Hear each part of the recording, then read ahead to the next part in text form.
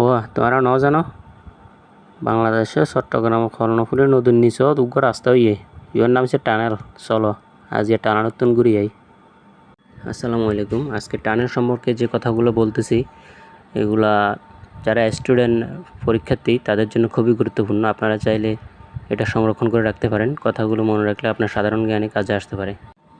আমরা এখন টানেলের মাঝ বরাবর আছি। এখানে গাড়ির এসি অন থাকলেও গাড়ির মধ্যে ভিতরে গরম অনুভূত হচ্ছে।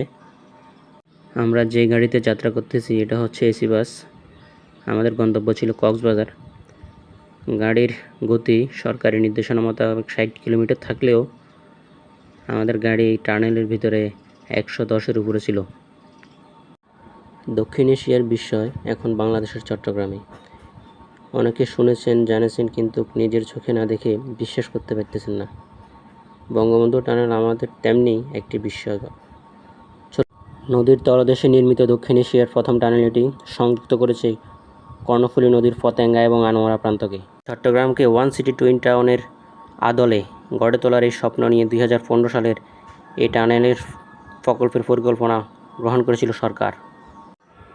চীনা প্রতিষ্ঠান China communication and construction company limited এই সুড়ঙ্গের নির্মাণ প্রকল্প বাস্তবায়ন করে। কর্ণফুলী নদীর মধ্যভাগে এই সুড়ঙ্গটি 150 ফুট গভীরে অবস্থিত। এর দৈর্ঘ্য 3.32 কিলোমিটার। টোল প্লাজায় টোল দেওয়ার মাধ্যমে আমাদের টানেল দেখা শেষ হয়।